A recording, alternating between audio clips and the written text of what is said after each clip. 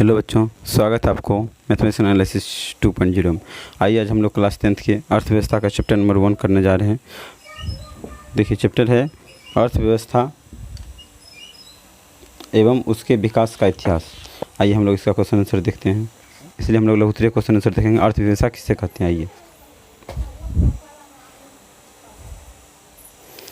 अर्थव्यवस्था आर्थिक क्रियाओं का एक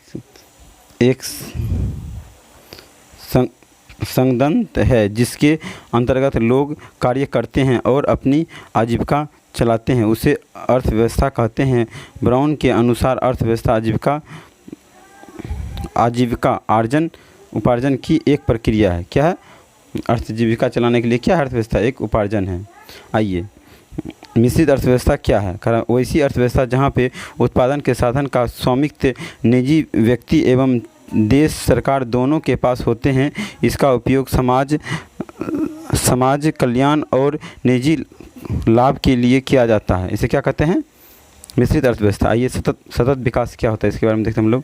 कह रहा है सतत विकास का शाब्दिक अर्थ होता है एक ऐसा विकास जो जारी रहे या टिकाऊ बना रह सके, जिसमें पर्यावरण के बिना क्षति पहुंचाए, वर्तमान आवश्यकताओं की पूर्ति के साथ साथ आने वाली भावी प्रक्रियाओं की आवश्यकता की पूर्ति का ख्याल रखा जाता है। सतत विकास में वर्तमान के साथ भविष्य की सुरक्षित रहता है। सतत विकास में क्या होता है? वर्तमान के साथ साथ भविष्य सुरक्षित रहता है। आर्थिक नियोजन क्या है? राष्ट्र की प्राथमिकताओं के अनुसार देश की संसाधनों का विकास की विभिन्न क्रियाओं में नियोजन एवं समन्वय उपयोग करना है। स्पष्ट आर्थिक नियोजन कहलाता है। क्या कहलाता है? आर्थिक नियोजन कहलाता है। आर्थिक नियोजन कहलाता है। कह रहा है मानव विकास रिपोर्ट क्या है? मानव विकास सूचकांक रिपोर्ट मानव के द्वारा पेश किया गया एक रिपोर्ट होता है जिसमें विभिन्न देशों की तुलना में शैक्षणिक स्तर, स्वास्थ्य स्थिति एवं प्रति व्यक्ति आय के आधार पर किया जाता है।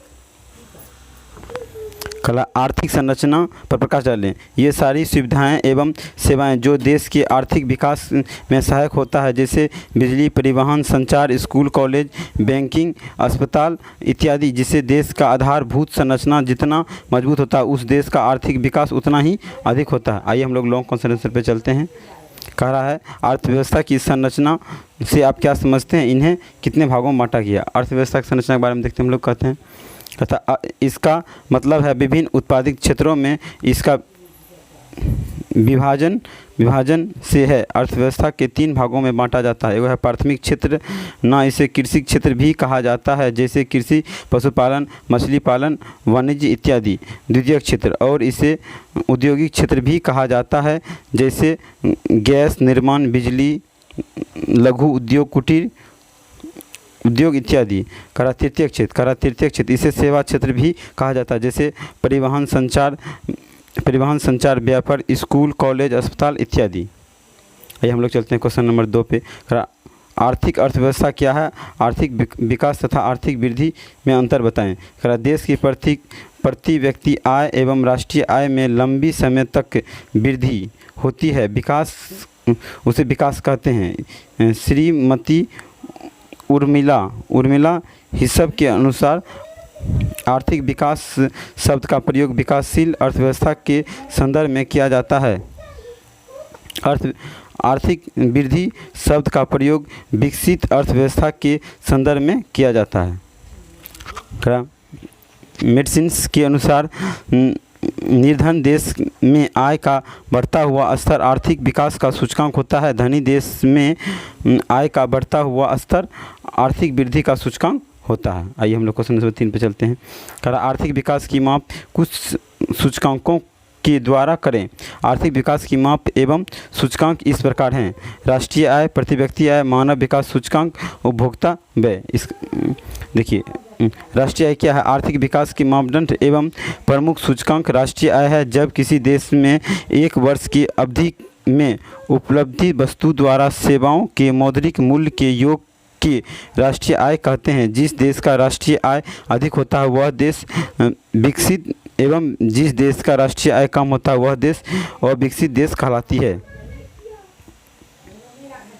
कहता है प्रति व्यक्ति आय आर्थिक विकास के माप का सबसे प्रमुख सूचकांक होता है। राष्ट्रीय आय में देश के कुल जनसंख्या का भाग देने पर प्राप्त परिमाण आय कहलाता है। जिस देश का प्रति व्यक्ति आय अधिक होता है वह देश विकसित देश एवं जिस देश का प्रति व्यक्ति आय कम होता है वह देश क्या कहलाता है? विकासशील देश कहलाता है। अविकसित देश कहलाता है। जिसका राष्ट्रीय आय अधिक होता है वह विकासशील देश कहलाता है और जिसका राष्ट्रीय आय कम होता है उसे क्या कहते हैं? अविकसित देश कहते हैं। मानव विकास सूचकांक, आइए इसके बारे में हम लोग देखते हैं। कहा मानव विकास आर्थिक विकास का माप का सूचकांक है। इसके 3 भागों में बांटा गया: जीवन आशा, शिक्षा प्राप्ति, जीवन स्तर। मानव विकास सूचकांक इन्हीं तीनों सूचकांक को औसत है, जिसे पैमाने 0 से 1 तक के बीच रखा गया है। जिस देश का HDI अधिक होता है वह देश विकसित एवं जिस देश का HDI कम होता है वह देश क्या होगा? अविकसित होता है। आइए हम लोग चलते हैं क्वेश्चन नंबर 4 पे। लघुत्तरीय का लास्ट क्वेश्चन है। करा विकास के आर्थिक पिछड़ेपन का क्या कारण है? बिहार के पिछड़ेपन दूर करने के लिए कुछ मुख्य उपाय बताएं। कह रहा है बिहार के आर्थिक पिछड़ेपन का निम्नलिखित कारण है, इसे दूर करने का उपाय यहाँ निम्नलिखित है। कह रहा तेज रेतों बढ़ती हुई जनसंख्या, कह रहा स्पीड में जो जनसंख्या बढ़ रहा है इसके कारण। कह रहा आधारित संरचना का अभाव, कृषि पर निर्भरता, बाढ़ तथा सुखाड़, औद्योगिक पिछड़ापन, गरीबी, ये सब जो है इसके कारण क्या होता है? बिहार पिछड़ा हो रहा है, पीछा है अभी सब देशों से। आइए कह रहा तेज़ी से बढ़ती हुई जनसंख्या के बारे में हम बात करते हैं। बिहार में जनसंख्या काफ़ी तेज़ी से बढ़ रही है, जिसके चलते विकास के लिए संसाधन कम हो जाते हैं। अधिकांश संसाधन जनसंख्या के भरण पोषण में चला जाता है। गरीबी बिहार में एक ऐसा राज्य है जहां गरीबी का भार काफ़ी अधिक है। राज्य में प्रति व्यक्ति आय राष्ट्रीय औसत के आधे से कम होता है। जितना भी मतलब औसत आय है उससे क्या है? बहुत कम है। इसके चलते भी बिहार पिछड़े हैं। बिहार के पिछड़ेपन दूर करने के लिए कुछ प्रमुख उपाय इस प्रकार हैं। BPL गरीबी रेखा से ऊपर चलिए इसके बारे में हम लोग देखते हैं। कह रहा है क्या उपाय है देखिए दूर करने के लिए? जनसंख्या पर नियंत्रण करना चाहिए, कृषि पर तेज़ी से विकास करना पड़ेगा, बाढ़ में नियंत्रण करना चाहिए, आधारित संरचना का विकास करना पड़ेगा, उद्योग का विकास करना पड़ेगा, गरीबी दूर करना पड़ेगा और शांति व्यवस्था स्थापित करना पड़ेगा। कह रहा है उसके बाद स्वच्छंद तथा ईमानदारी प्रशासन केंद्र में अधिक मात्रा में संसाधनों का हस्तांतरण करना पड़ेगा। उसके बाद क्या होगा? बिहार गरीबी कुछ कम हद तक कम हो सकता है। Thank you. आई होप आपको वीडियो अच्छा लगा होगा। लाइक शेयर एंड सब्सक्राइब जरूर कीजिएगा। Thank you.